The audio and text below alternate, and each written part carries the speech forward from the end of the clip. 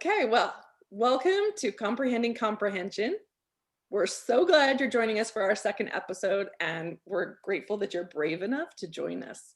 As a reminder, this is being recorded, so if you didn't do your hair today or have have a big zit on your nose or something and you don't want to turn on your camera, that's okay. But otherwise, we'd love to see your face and engage with us in this conversation. Just as a reminder, if you haven't been to a Comprehending Comprehension episode before, it's a live audience interactive conversation, right? We chose this format because it's unscripted, and Doug and I are actually, I think we prefer to have conversations in which we can heckle each other. Is that true? Yeah, it's supposed to be unscripted. Yeah. Yes, it's supposed to be a conversation, and it might get a little heated sometimes, and that's okay. Yeah, Doug and I are very comfortable in heated conversations. We've had many in our lives, many, many. So Marie, you better get ready to fight because we're going to fight with you. I'm from Pittsburgh. I'll hold my own. Go ahead. And I'm from Pittsburgh too, so. Oh man, we're in trouble. Mm-hmm. All right, well. Start throwing questions out. Okay, we've got to get through a couple more introductory lines, okay?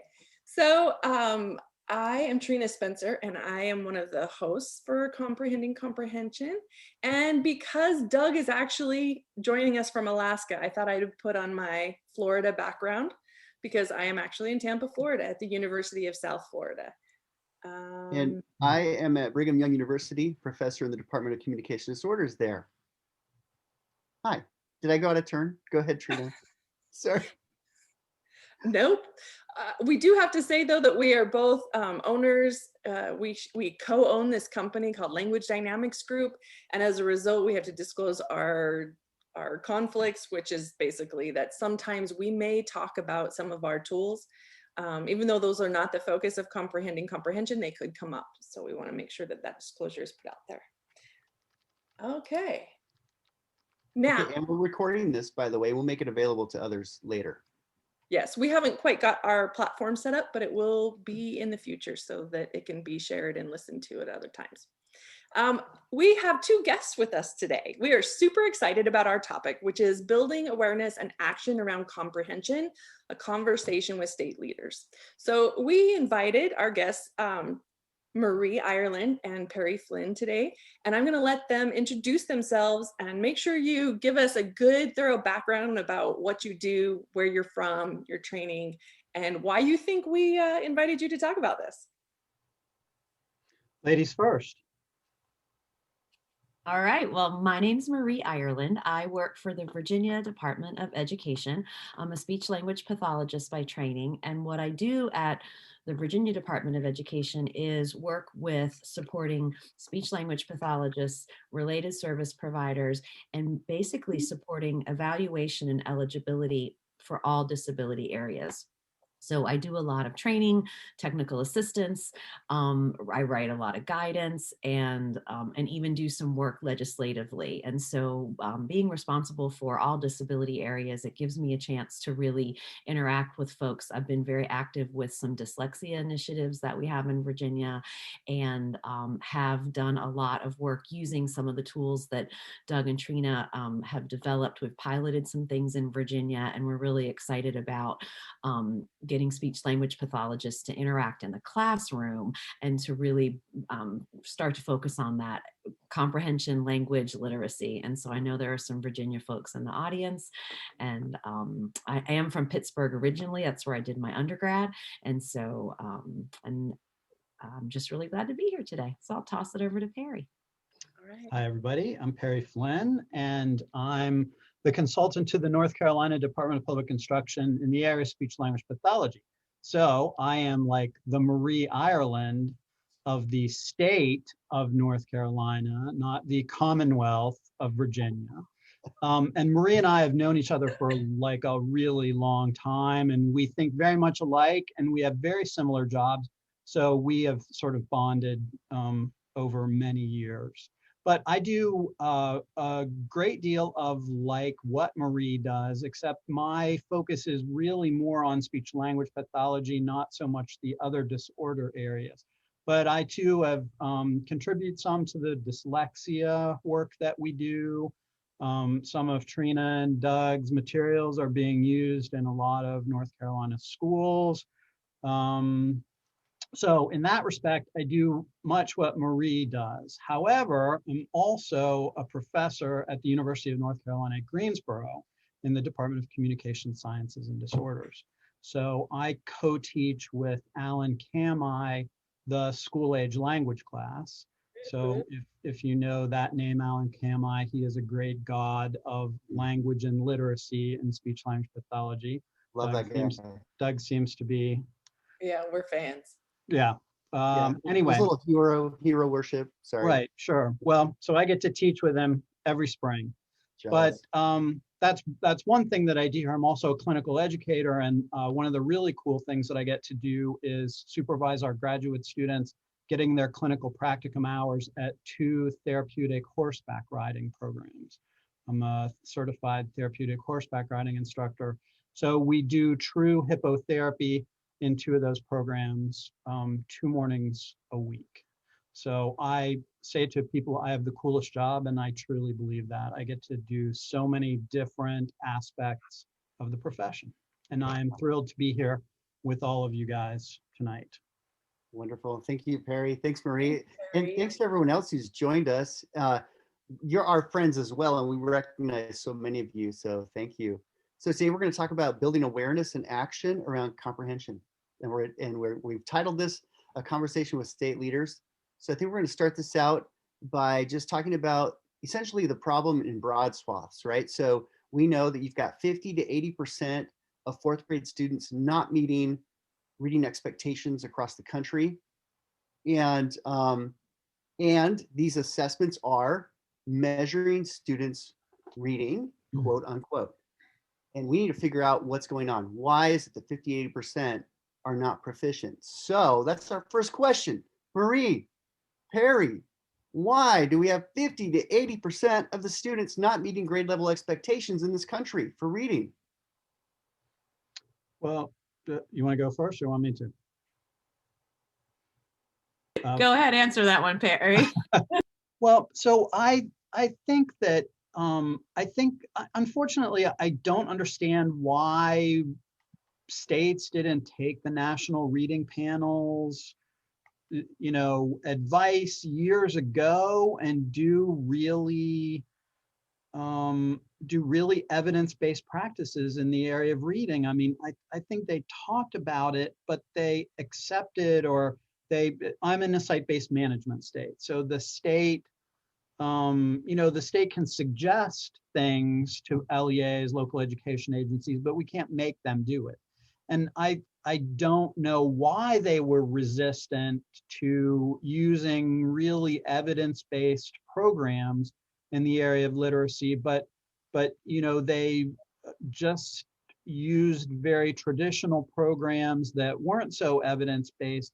And the optimistic side of it is, I think finally in North Carolina, they really are latching on to what the State Department has pushed for evidence-based practices. And we have a new state superintendent. She is an elected office, and this is of the highest priority to her.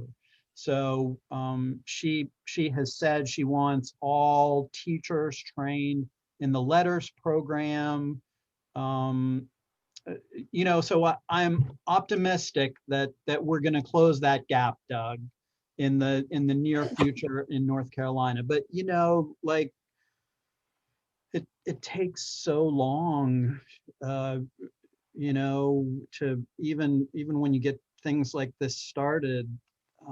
Implementation science says that big projects like this take so long to get going on. So that's the sort of downside to it. But I do think that we are really jumping on finally the evidence-based practice. And I don't want to say too much. I also don't think that we've individualized enough. I think that whatever literacy program, reading program they push to everybody. And if you get it, great. If you don't get it, and you're not LD, then then you sort of fall by the wayside. RTI has been helpful in that, but I don't know that a lot of kids are being helped through the RTI process. So I'll stop there. That I've talked a lot. Okay, so I'm just going to recap. The gist of what I heard you say, Perry, was that the instruction has not been up to par. Yeah, Even though, let's see, the National Reading Panel came out in the year 2000 and really, basically urged the states to adopt evidence-based reading curricula that addressed all 5 content areas, right? So phonological awareness, decoding, phonics, actually, reading fluency, vocabulary, and comprehension. And here's what I saw at that time is all the curriculum that was already in schools, basically they just rebranded the packaging and said, we do the big 5, right? They didn't actually change their procedures in any meaningful way. And schools just kind of like, hey, we already do that. Yeah, I would agree. And some of those reading programs said that they did all those things, but they really didn't. Like they were really focused on decoding or something like that. They weren't focused on all of the aspects of it. Yeah, I would agree with that. Okay, Marie. So I was going to say, I think the other thing to do is contextualize this with what's been going on with education K-12 across the country. So I agree with Perry, local control. I'm in the Commonwealth of Virginia, Colorado, Ohio. We have a lot of states where the state education agency can promulgate anything that they want, but it is up to the local school division whether or not they will adopt it. And those are run by local school boards, local superintendents, and people have their own ideas about and their own level of awareness and understanding about what this stuff really means. And so that's one thing, you can't make people do this stuff in some of our states. It is really, we have to sell it. We have to make it, really exciting and valuable. At the same time, we had this big push, and it was before that 2000 report came out, for statewide high stakes testing. So you had a lot of educators in general education really focused on, what does this mean for teacher retention? What does this mean for continuing contract status? People were so focused on those high stakes tests and the results. Time to revamp my reading curriculum. I got to make sure I'm going to have a job, right? And so we had a lot of people, and that's not an excuse, but it is really what people had to deal with. We're rolling out some draft standards on social emotional learning. Who doesn't think it's a good idea right now for kids to be in touch with their feelings and be able to talk about things that are upsetting to them? You wouldn't believe the pushback on that. And so politics also has a big hand in this, right? Who thinks it's a good idea? Who thinks it's the leftist agenda? Who thinks somebody's trying to, brainwash kids? And so there's a lot of stuff in play in our states that really make a big difference. And I think that teachers' attention and focus has been on, and if you're a K-5, K-6 teacher, and you had to teach all 5 subjects, reading is just part. And I know it has more value than that, but you're also having to meet your standards in science and history and math. And so to revamp your whole curriculum, I think that when people said, hey, this meets all 5, it was like, whoo, good, I can just keep doing what I'm doing, right? Yeah, the list. I'm good right. There. And I can work on something else. We also rolled out in many states new teacher evaluation programs at the time. And so there's been a lot of stuff that has really been attention getting for our general educators. And again, you only have so much attention to give. We, like Perry, are really focusing on, in special education, we're focusing on training our special educators with things like letters. I actually was the reading specialist when I got hired back in the early 2000s. I was reading autism and speech-language pathology. Like any one of those could be just like a full-time job, right? And so, back then we were doing, again, the 5 pillars of reading. We were using some other products. And now we've kind of shifted to the letters training, but yeah, there's just a lot of stuff vying for people's attention. And I think that makes it hard. So like Marie was saying, like in North Carolina, the superintendent is an elected position. And so that's very political, and the and like you don't think that teaching and literacy like is a political issue, but it is, or it has been in North Carolina.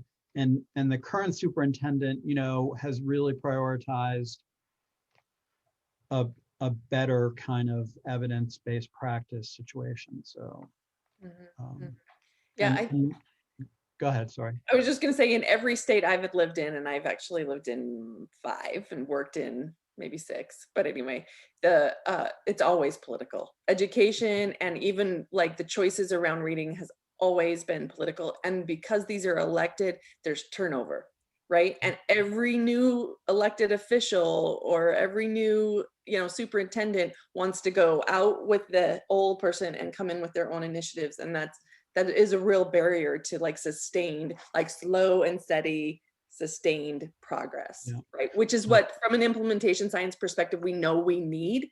Otherwise, we'd be doing it better. Yeah, the flavor du jour in literacy and a lot of other stuff too, but literacy, I would say, is the biggest face of that issue. Yeah, I think you're right. I think literacy has the most politics, and I think it has the most economy behind it. Right? I think there's more developers and more, publishers and whatnot in the arena of literacy. And they have so much bought into it, so much invested into it. Sure. Okay, so I want to ask the next question, and it's going to dig a little deeper about this decoding or phonics. You both mentioned letters as programs that your states are kind of working on and providing some professional development around, which is really great. Letters is a really good, strong phonics program, and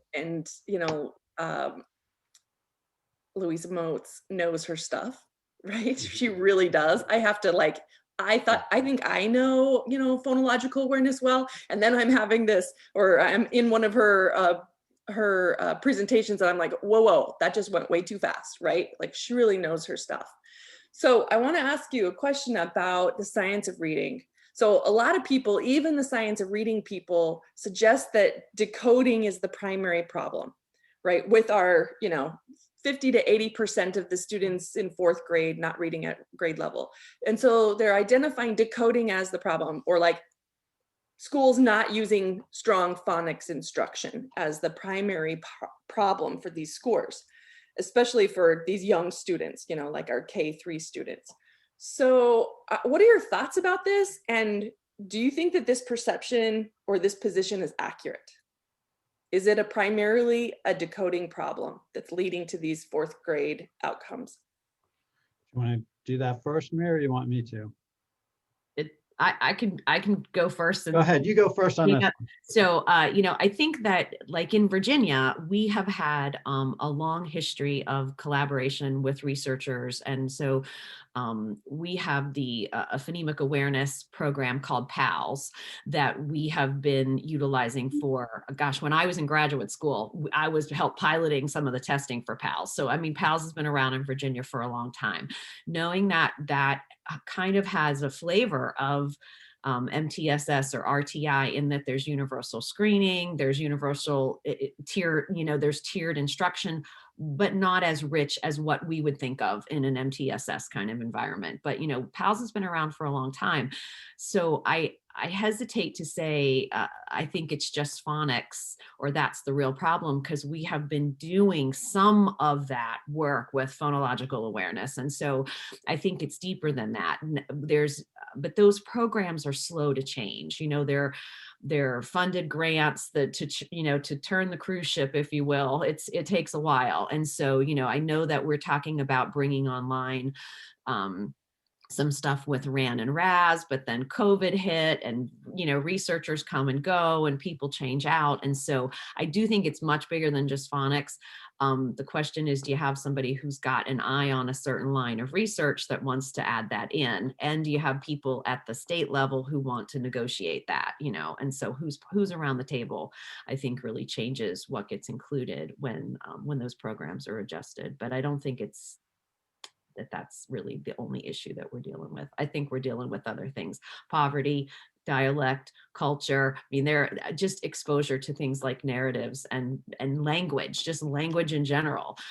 Because even if you can decode a word, that doesn't mean that you have the skills to comprehend language in the way that's necessary to really do that 4th grade level work. So go ahead, Perry. Really quickly, Marie, I want to ask you to clarify RAN and RAS. So that's right. So the rapid automatized naming, and that whole idea of incorporating that in screening, incorporating that in as a tool for I guess screening and deciding intervention is what I meant by that. Mm-hmm. Thank you. I just want to make sure that the audience understands what the acronym means. So it's good. Okay, Perry, what do you think? Okay, so I'm going to say that I agree with you. Like, I agree with Marie, and I agree with you that sort of decoding is maybe the pop culture face of literacy problems. And so that's why maybe like the state superintendent has latched onto that. If we can teach letters and fix their decoding, then we fix literacy. But the Exceptional Children's Department, because of our state improvement project, is really pushing reading research to classroom practice, a course that the Exceptional Children's Department teaches. And it's really more all of the Scarborough rope kind of stuff. It's not completely focused on decoding. It's a much more balanced of all those pieces of literacy. And so I think the maybe more informed perspective is that, especially for special education kids. I think that the Exceptional Children's Department is really identifying that kids need all of those parts to be competent readers and writers. And so does that not apply to all the kids? It's just it does. I will agree with you. I think it applies to all the kids, absolutely. But I think good literacy learners can learn to be good readers, maybe just off of letters. But not good readers are really not going to get it if they don't get all that stuff. Yeah, I agree with you that a good literacy program ought to have all those parts to it. But the pop culture says that the decoding is top priority, and if we get them to be good decoders, the rest of the stuff is just going to come along. Mm-hmm. But letters, I do want to clarify though, and I haven't been trained in letters, but it's my understanding that letters, like the second part of letters training, is language comprehension. The challenge is, how long does it take to get staff up to speed with module 1? And what happens is we're primarily focused on decoding because that's the first part of letters training. But again, and just, I don't know if Perry or Trina or Doug knows if letters has, I thought letters, the second part of that training is about language comprehension, right? I think that's right. I haven't been trained. I haven't been trained in letters either, but that's my understanding also. Yeah, so it's there, but it's the second thing. And you spend so much time trying to get the first thing done, your biggest issue first. And that's where the challenge. Not to be pumping any programs or anything there, but there's Louisa Motz's book, and the letters is over there too. It really mostly focuses on, I feel like, decoding and that kind of stuff. I wouldn't say it really targets like comprehension and those kinds of things. I would agree with that. I mean, I haven't been trained in letters, but from what I've gathered from those who have, there is such an emphasis on the phonics. Right. And Kelly is saying that it's heavy decoding. Yeah. And I think this actually points to the experiences I had in the schools too, right? I was a big, phonics person, and that was really good. And I kind of had the assumption that if I teach good phonics, or kids can decode as a result of my instruction, they would be able to understand. And so it was like secondary, but not even secondary, kind of like way down there. And then it turns out that a good chunk of the kids I was teaching to read actually couldn't read because they couldn't understand it. So I'm going to ask the same question to Doug, because I think he's going to give a little bit stronger of an answer. Okay. What do you think, Doug? Do you think that the perception that decoding is the primary problem is legit? I don't think that our friends, and we are part of the Science of Reading group, we're part of that crowd. We are scientists. I don't think they want to emphasize decoding as much as they do. It's almost like they can't help it because they don't know how to emphasize the full Scarborough Road. I think that's the issue. They know a constrained skill. They know that they can teach children letter sounds and blending, and they can do the whole phonics process and phonemic awareness. And there's a beginning and there's an end. And I don't think that they really know how to measure or treat or do any kind of tier 1, 2, or 3 of language. I mean, now that's really being harsh, right? I shouldn't say that, like they don't know how, but I just don't think that is not nearly as well understood as the science of reading on the decoding side of things. So, and it drives me crazy. I'm a part of this Facebook group, Science of Reading. I love it, but you look at that, it's like 90% of the questions, 90% of the posts are about decoding. And, but don't bring up, by the way, that that's what's going on, right? Because you'll get hammered, because they're like, no, we totally understand Scarborough's Road. We know that it's all of these things, but man, you can see that the emphasis is huge. And somebody just recently posted something about the National Assessment of Education Progress, the NAEP testing that's done every 2 years in this country.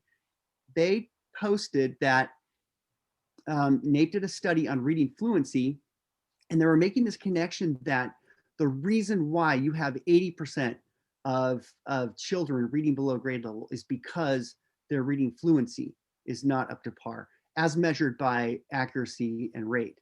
And I think that is a message that will lead to disaster. And it has led to disaster. That has been the message for the last 20 years. Yeah. And I think we're in a disaster because we've been focusing on that. I'm not saying it's not a problem. I'm saying that it's not the only problem.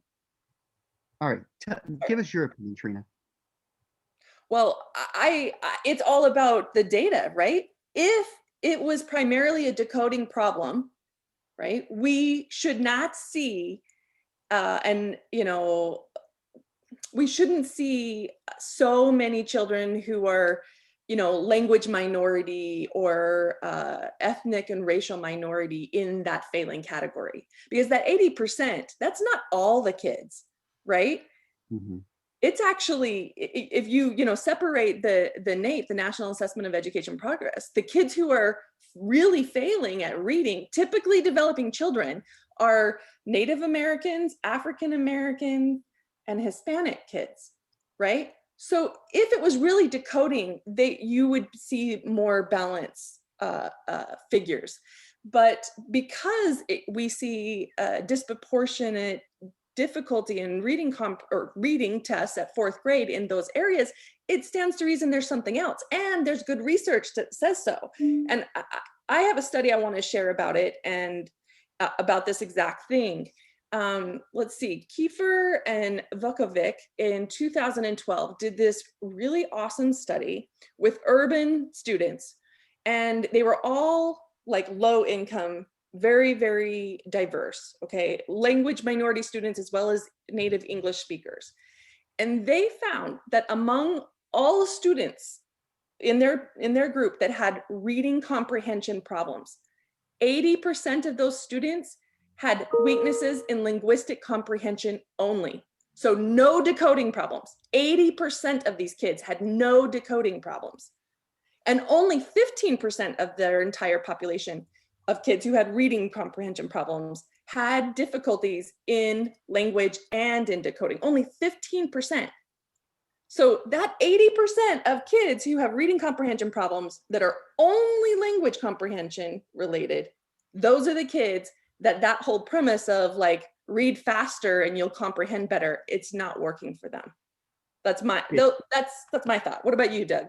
Well, I'm just going to say one study is not the end all be all, of course, but that has been replicated across several studies. Nakamoto in 2007 found something very similar, right? It's like these culturally, linguistically diverse kids, they learn to decode like everybody else. You follow them longitudinally. It's not like it's disproportionately difficult for an African American child to learn how to decode. You know, that's just that's not true, right? What happens is a different dialect that's coming at them when they're being asked to read this this academic language, right? That's all it is, I think. So, okay, let's talk. So, all right, let's just Wait, talk about. can I throw in there then, because I think one of the challenges again is we're focused on reading, but I think we also have to focus on the culture of education in general. Some of the most at-risk schools have some of the least prepared teachers, the highest turnover rates, people that are provisionally licensed. And so, you know, make these comments really, I think it would be unfair for us not to highlight that there are these other things going on at the same time. And we just had a big study of education in Virginia, and you know, those were some of the findings. Some of the least more provisionally licensed, higher turnover rates, more substitutes, more long-term subs that might not have any training in reading at all, let alone have any really good foundational language, teaching language comprehension, literacy skills, vocabulary, tier 2 words. You know, who actually recognizes that these kids might not have had access to tier 2 vocabulary, and I have to be explicit about that as I'm giving my directions. I think there's a bigger issue than just saying we're focusing our attention on phonics and not comprehension. I think there's some other things about education that come into play here too. Yeah, so I'm going to agree with Marie. I think that is very much a state consultant perspective on the issue, that, you know, like we're deeply entrenched in the State Department that looks at these bigger, especially right now, the equity equality issues that have gone on in the COVID era. You know, I live in the 4th largest school district in North Carolina, and many kids who come from low socioeconomic areas had no connectivity at all. So like the Guilford County schools outfitted buses as giant hotspots and took them to those communities during the day. But still there were a lot of kids, you know, that didn't have connectivity, and that is another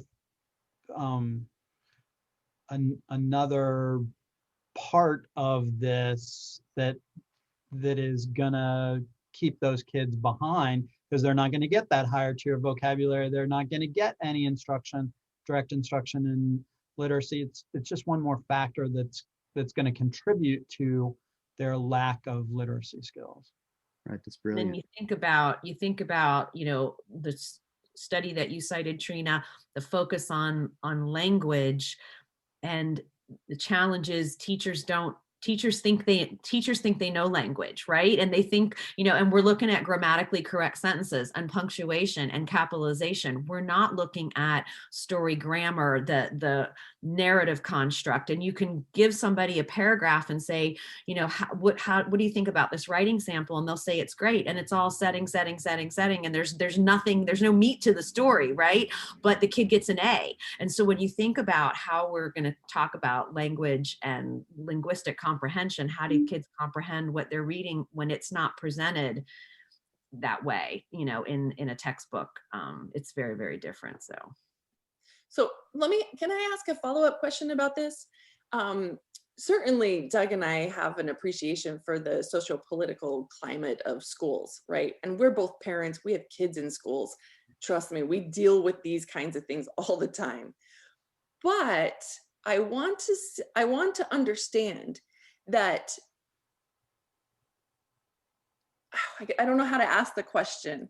It's more about, like, it seemed to be that, Marie, you were just saying that this is a whole other area of professional development that's needed. And right now we basically have the capacity to focus on phonics, let's say, like using a letters program, and that we can't even, you know, we can't quite get to that. How do we teach language, right? Because our teachers don't really know. Like, I don't know if you know the linguistics people and the academic language stuff, but a favorite quote is, every teacher a language teacher, right? And that academic language is a pivotal skill yet it's not taught at all, at least not in an intentional way in primary grades, right? And that's a huge, I mean, that's a huge obstacle. So I'm just wondering if there are ideas or things that are going on in your spheres, like in your states, that are actually trying to leverage professional development around these things, or if it really is decided that we just can't do both of those things of Scarborough's rope. And so we're going to put our energies into the, the decoding side. I wasn't intending to say it wasn't important or you had to do one or the other, but the idea that just some more context around why things aren't happening the way we wish they were, right? Because there are these other drivers and there are these other things. And then you have to think about the training and the background of, even if you're not a provisionally licensed or underserved school with a long-term sub who may have no reading training, you yourself as a professional may have come through during whole language, right? Like that might be what you have held onto for your whole career, and you don't want to give that up, So I think there's a lot of other drivers, is what I was trying to say, not just that we should give them an out for that or say all phonics.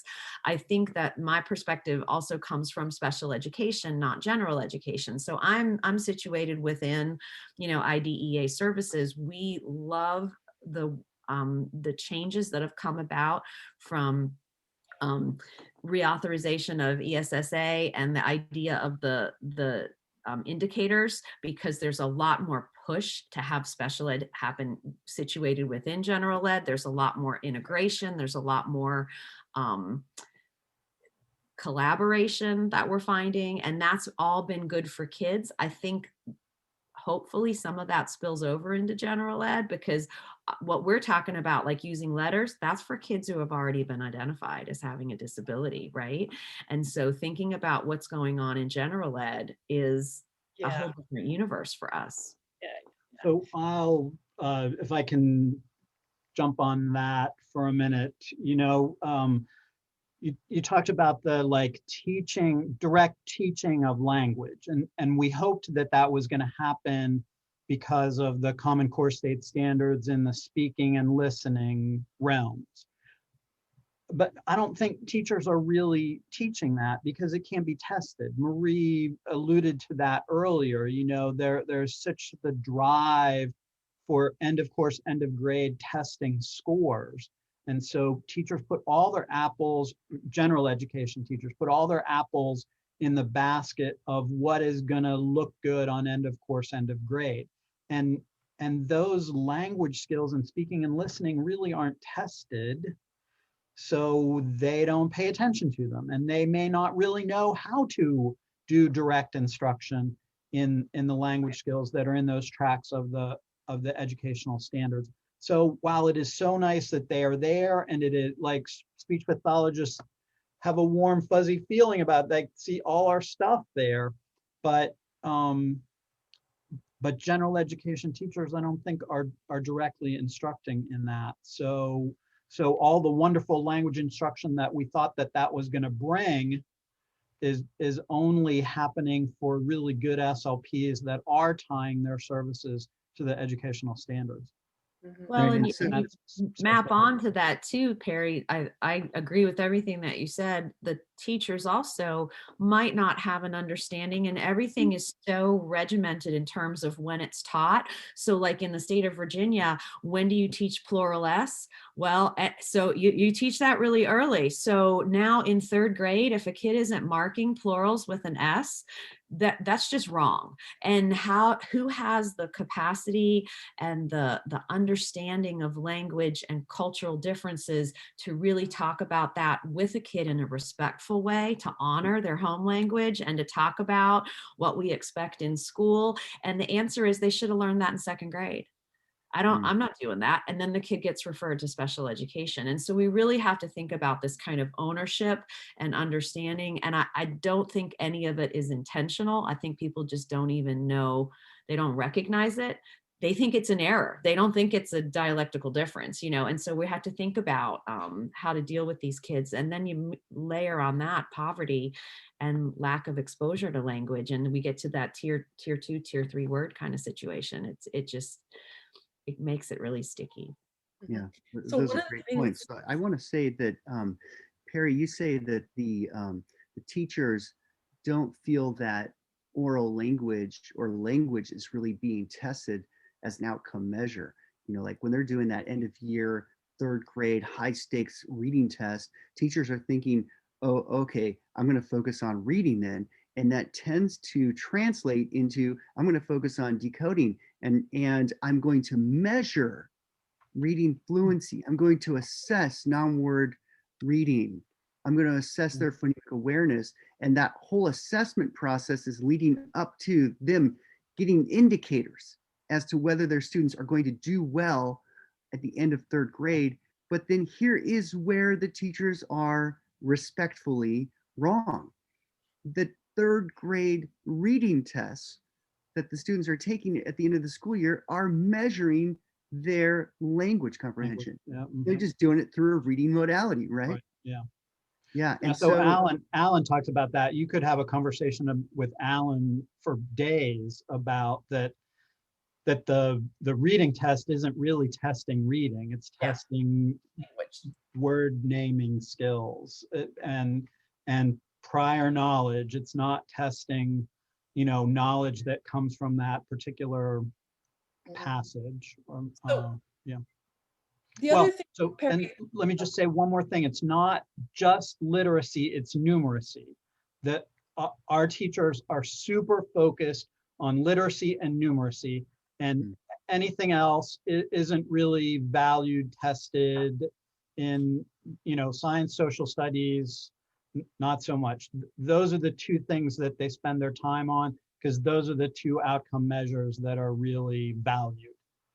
Sorry, Trina, go ahead. Well, I was just going to say from, my reading and my experience, the lack of comprehension or language rich outcome measurement in like primary grades leads to like not addressing it. Like you said, and we're not really training teachers to be skilled at addressing it. And then what happens is just before they're going to take these big tests, like in Florida, the Florida State Assessment or the MAP testing, measuring academic progress, here's what happens is the teachers cram a bunch of comprehension strategies in. So they teach comprehension strategies as opposed to the language needed to be able to use the strategies, right? And you get a little bit of a bump because if you have sufficient language, those strategies actually do help. But in the short term, they're helpful. In the long term, they're not a replacement for oral language skills. And so we might not see the improvements that we'd like to with, low SES children who are experiencing low SES homes or language minority students. They're not going to have those same kind of bumps as the other students are because they lack the language, vocabulary, and knowledge, background knowledge to be able to do the assessments. So I think this is such an interesting, fun topic, but I do want to allow time for some of our audience to ask some questions or to make some comments. And we have a great group of the people I can see their names for, and I believe that they have comments or questions. So I want to give them a minute. Maybe they have a question for you, Marie and Perry. Anybody?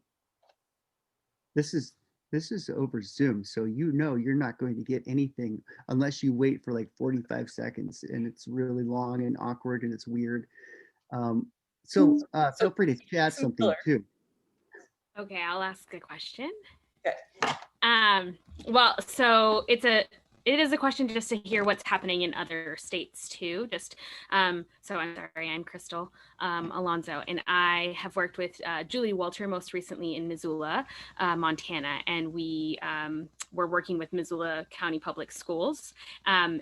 So this conversation, I just kind of want to hear your thoughts a little bit more about the parallel work but disconnect that happens sometimes with gen ed and special ed, in that like we felt we made a lot of really great progress in that we had a community partner in the special education director. We were screening, universally screening kindergartners in DLD and language, DLD and dyslexia. So we were able to do, both, so we had all this great work.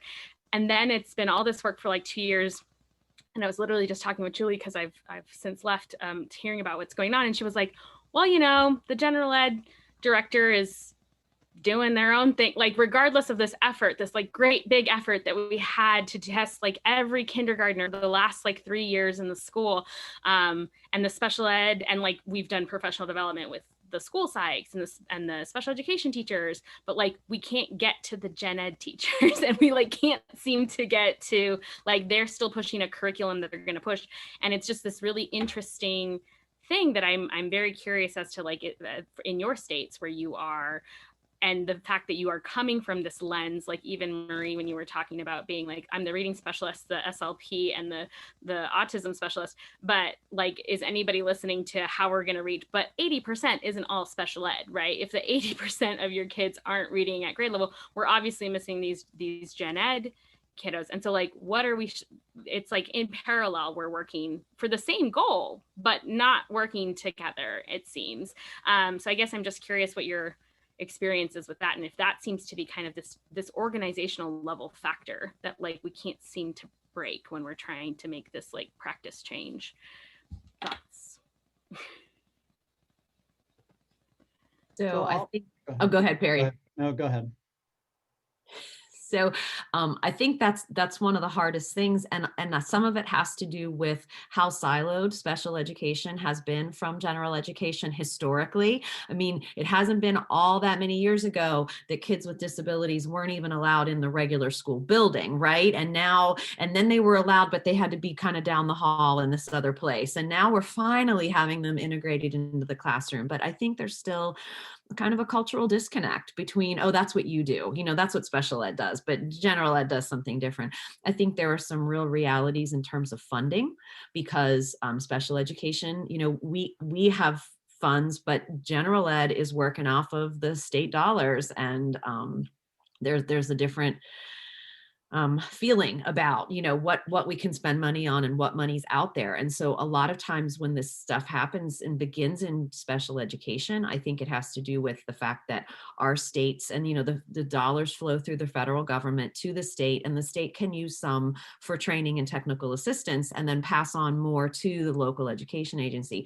When we're offering this letters training, or when we're supporting people, trying to learn about reading, that is using IDEA money for special education teachers. Our goal is to situate them in a general ed classroom to begin to make that difference, but that money has to be for training special educators. So I think there are some financial constraints there too that keep us from integrating as much as we would like to. And that's from the special ed side. I don't know what general ed thinks. I know that there's pressure and there's tension around trying to raise these scores, but how do you do it when it's an at-will system, local control, and there's not money? I think coordinated early intervening services and comprehensive coordinated early intervening services, CEIS and CCEIS, are that's a set aside of special ed money when you have too many kids coming into special ed, to over referral, over identification, misidentification. You at times can or must set aside money to help general ed. I think that is the beginning of building that bridge to me. And I think it was a great opportunity. And Perry and I are actually just working on an article talking about how to leverage that and bring that together. So go ahead, Perry. So I'll say that part of the issue, I think, is the way that state departments are structured, is that there's like special education and regular education. And sometimes they have very little, if any, interaction with each other. And unfortunately, that filters down, that goes through the whole structure of education down to the school level. And I've spent a whole career trying to, from the bottom up, connect speech pathologists with general education teachers by being in their classrooms, learning about their curriculum, teaching them about our kids and what differentiated instruction looks like. And, like I've been a huge proponent of inclusive services or educationally relevant, tied services, whatever you want to call it, classroom-based services. But that's got to go on from the bottom up and the top down. I get to talk to the bottom up kind of people, in the trenches, speech language pathologists, but that's got to come from the State Department down, that we work together. And I'm somewhat biased, but I'll say North Carolina does a decent job of that, not even a great job of it, but a decent job of it. And Marie and I both know of, states that don't do that at all, that it's completely separate, general education and special education, and neither the two meet ever. So I think it's a somewhat philosophical shift that would have to go on.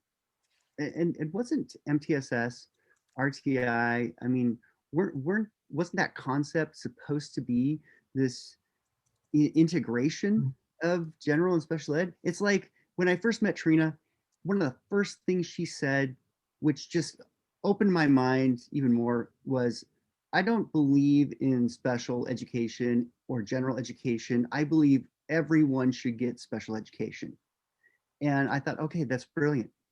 That's so right. And then you thought I was crazy. Well, everything you say is crazy at first to me, and then I process it.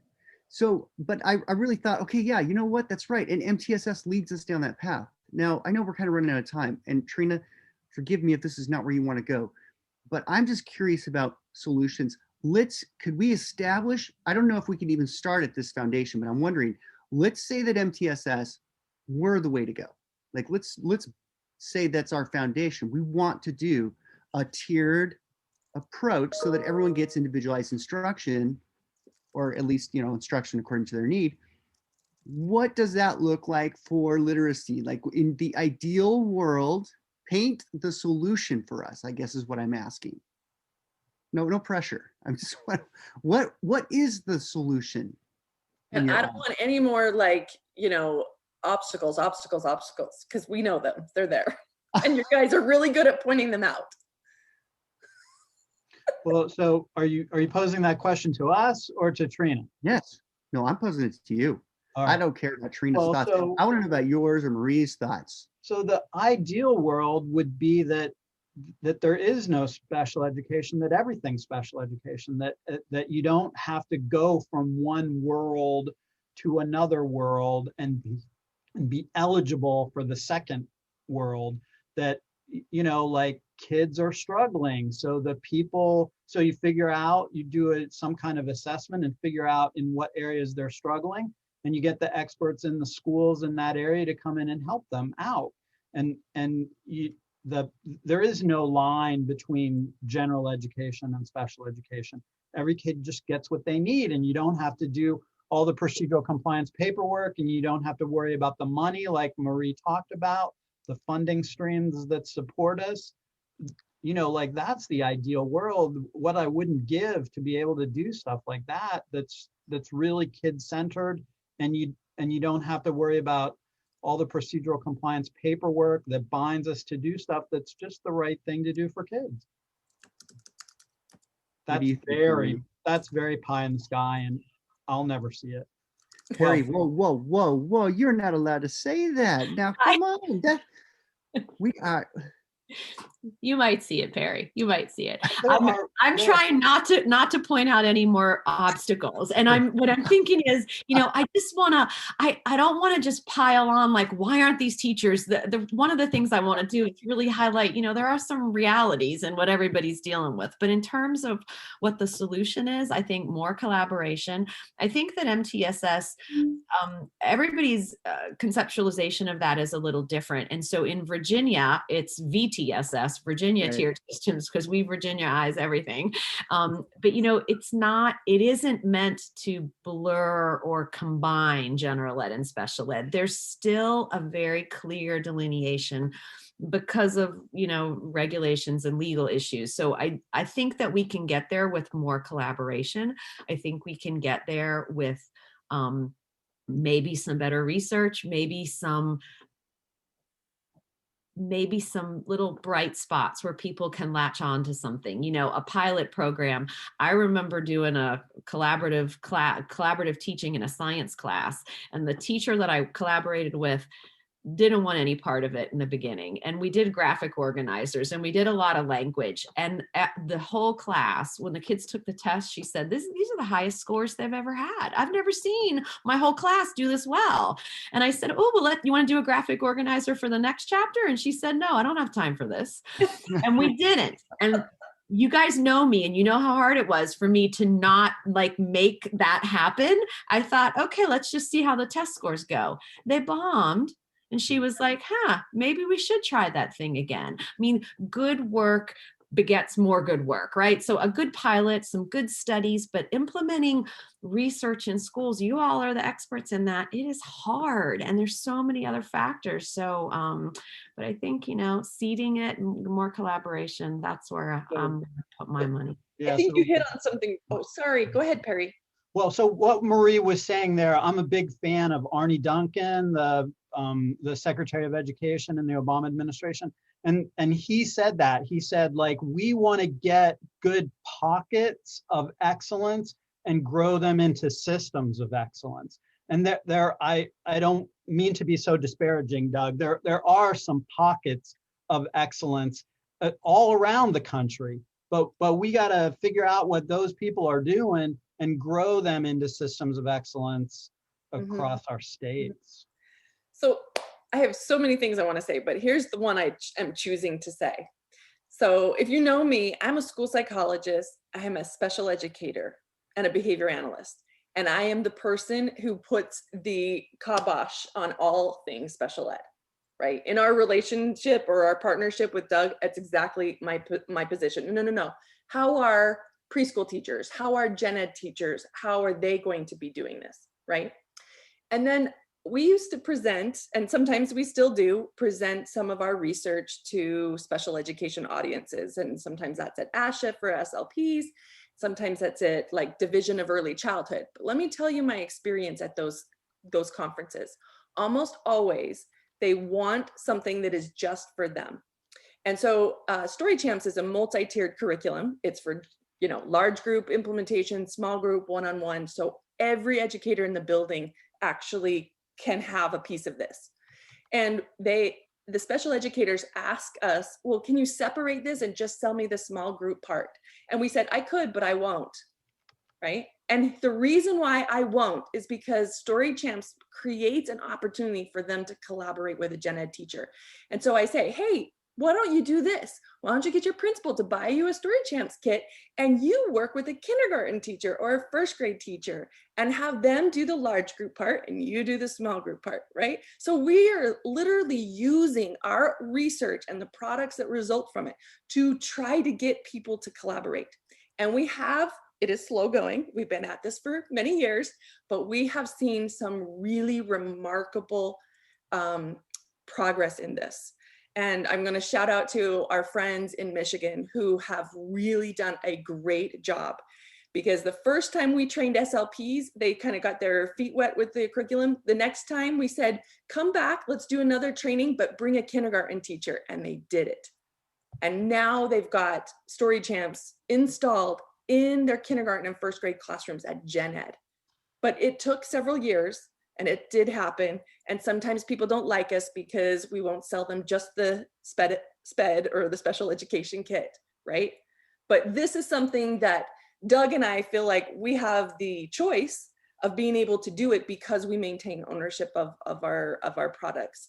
And we aren't looking for money, we're looking for improvements in school. We're looking for change, right? It's small, but I think it's promising enough to keep at it.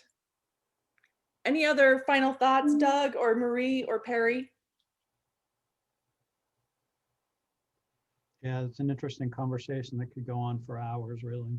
Yeah, I think we have a way forward. We just have to keep the faith and keep trying to put good things in practice, and just keep trying to collaborate. And understanding those barriers isn't an excuse to not do the work, but it's to make you better positioned to address challenges and to understand where the pushback might come from. I think it's really helpful from that perspective.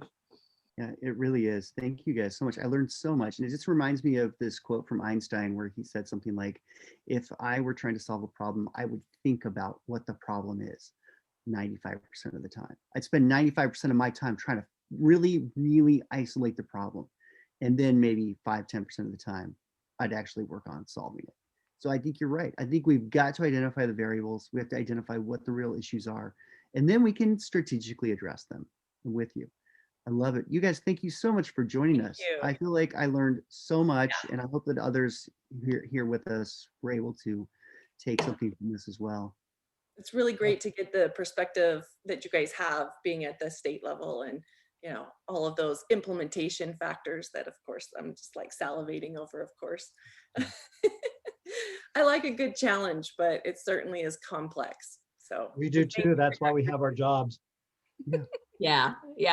Thanks for having us, and thanks for doing this. I think it's a great way to reach out to folks. And thanks to everybody who joined in to listen. Yeah, we appreciate it. See ya. Right. Thank you. Thank you. Bye-bye.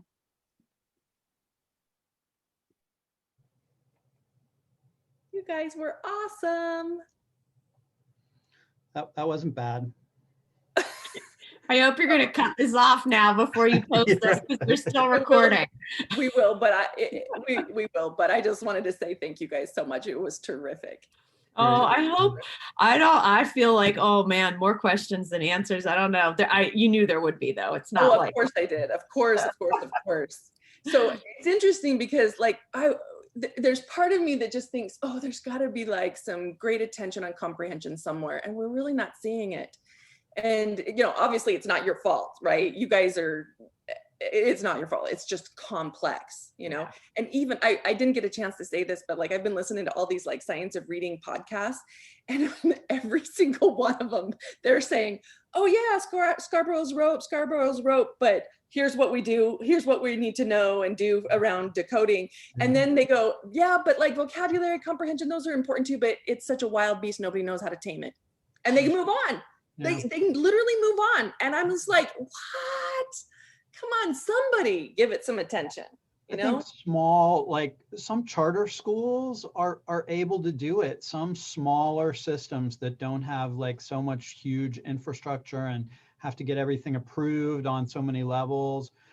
You know, some good charter schools, and there are even some LEAs that really are able to do the right thing. But I think, and I don't understand it. I don't understand why medium and large LEAs can't just put all that structure into place. I think it's money. I think it's money. They don't have money to buy new curriculum. They don't have money to train people. And then you got teachers unions. We're not a union state, but you got states where people are like, hell no, I'm not going to training. I know. I've been teaching for 30 years. You don't have to tell me what to do. You know, I mean, I think there's a lot of others. Interesting. And please cut off my please cut this part off before you post it. my hope would be, sorry, go ahead, Perry. To get all of an LEA to do it with fidelity, with all the personalities and stuff, is just does seem daunting. Yeah. But my hope, or I want to try it, you know, it's like one of the things I keep thinking, oh, I'd try it like this. Take a really strong whole language school, right? Because they are already bought into whole language. They're already bought into language. And just twist them just enough so that language is used for comprehension, right? And then beef up the phonics piece so that they can address decoding. But, you know, like, I think one of the issues we have is we keep hitting this balanced literacy and whole language people confrontationally, as opposed to like, hey, let's just massage what all the great stuff you're already doing. You know, we come at it like we've got to de-implement that. And really, we don't need to de-implement it. They're doing good language things. They're just targeting the wrong thing. Yeah. You know? So anyway, that would be my challenge. Of course, I'm never going to be able to do that. I'm a researcher. You've career shifted before. You might. I career shift all the time. Yeah. All right. I got to run. Thank you so much. Have a great evening and have fun at your party, Perry. I will. I'm looking forward to it. Thanks so much for the opportunity. Bye. You guys are terrific. See ya. Take care. Bye. Bye.